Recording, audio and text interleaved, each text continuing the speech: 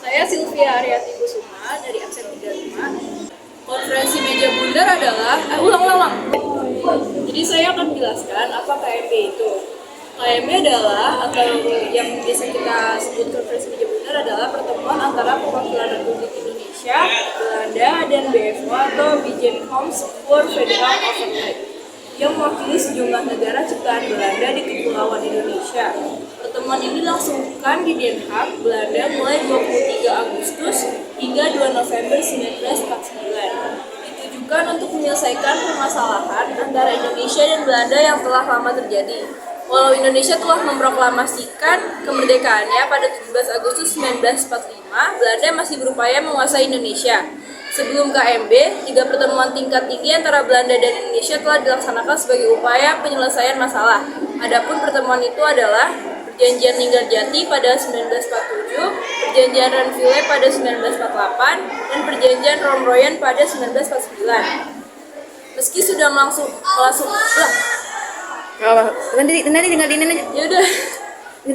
Meski sudah melangsungkan 3 pertemuan, belum ada titik terang penyelesaian masalah antara Belanda dan Indonesia. Dalam konferensi meja bundar atau KMB, Belanda bersedia untuk menyerahkan kedaulatan kepada negara Republik Indonesia Serikat. Saya Lorenz Nurat, nomor absen 3. Tujuan dari konferensi meja bundar adalah untuk menyelesaikan sengketa antara Indonesia dan Belanda, sekaligus memperoleh pengakuan kedaulatan Indonesia merdeka dan berdaulat. Hai, perkenalkan nama aku Alicia Rizwan, aku absen. Saya akan menjelaskan tentang latar belakang dari konferensi meja bundar atau KMB pada 18 Desember 1948. Belanda melakukan agresi militer terhadap Indonesia dan melanggar perjanjian Renville yang telah disepakati bersama. Sebelumnya, Belanda juga melancarkan agresi militer satu sebagai bentuk pelanggaran perjanjian Linggarjati. Agresi militer 2, Belanda mendapat kecaman dari Perserikatan Bangsa-Bangsa atau yang biasa disebut dengan PBB dan dunia internasional. Terlebih lagi, Belanda menangkap sejumlah pimpinan Indonesia termasuk Soekarno, Muhammad Hatta, Haji Agus Salim, dan beberapa menteri kabinet yang tengah bertugas di ibu kota Semarang. Agresi militer 2, Belanda mendapat kecaman dari Perserikatan Bangsa-Bangsa atau yang biasa disebut dengan PBB dan dunia internasional. Terlebih lagi, Belanda menangkap sejumlah pemimpin Indonesia termasuk Soekarno, Muhammad Hatta, Haji Agus Salim, dan beberapa menteri kabinet yang tengah bertugas di ibu kota sementara yaitu Yogyakarta. Pada 28 Januari 1949, Dewan Keamanan PBB menegur Belanda dan menuntut pengembalian seluruh petinggi RI beserta pemulihan pemerintahannya. Kemudian pada 4 April 1949 digelarlah perundingan Romroyen antara Belanda dan Indonesia. Perundingan ini berakhir pada 7 Mei 1949 dan menghasilkan beberapa kesepakatan antara lain disetujuinya pelaksanaan KMB di Den Haag. Kembali pemerintahan Indonesia ke Yogyakarta pada 6 Juli 1949 dan gencatan senjata. Halo, perkenalkan nama saya Natasha, absen 24. Beberapa isi persetujuan KMB diantaranya yaitu pengakuan kedaulatan atas Republik Indonesia dilaksanakan oleh Belanda saat Pada tanggal 30 Desember 1949. Pembentukan negara Republik Indonesia Serikat yang berkewajiban menangani hutang hingga Belanda sebesar 4,3 miliar gulden.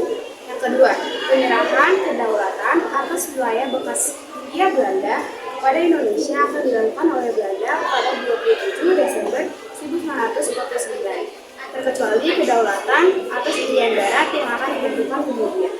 Berarti tetap berada dalam kekuasaan Belanda. Yang ketiga, penarikan mundur pasukan Belanda dari Indonesia dan pembubaran KMIL. Yang keempat, masalah irian akan diselesaikan dalam waktu setahun setelah pengakuan kedaulatan. Kerajaan Belanda dan Republik Indonesia Serikat membentuk Uni Indonesia Belanda. Nama saya Tiaza Nana,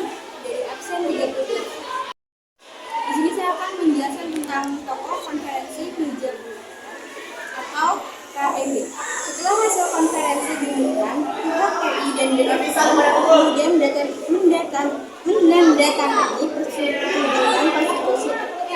Persetujuan ini dilakukan pada 29 Oktober 1949. Dampak penyelenggaraan KMB adalah Indonesia mendapat kedaulatannya, di mana penyerangannya berlangsung pada 27 Desember 1949, sementara pendatangannya pasca penyerahan kedaulatan diadakan di dua kota, yaitu Amsterdam dan Jakarta.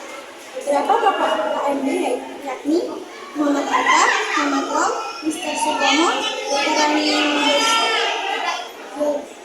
Raimana, Mr. Ali Jojo, Mr. Juanda Sukiman, Mr.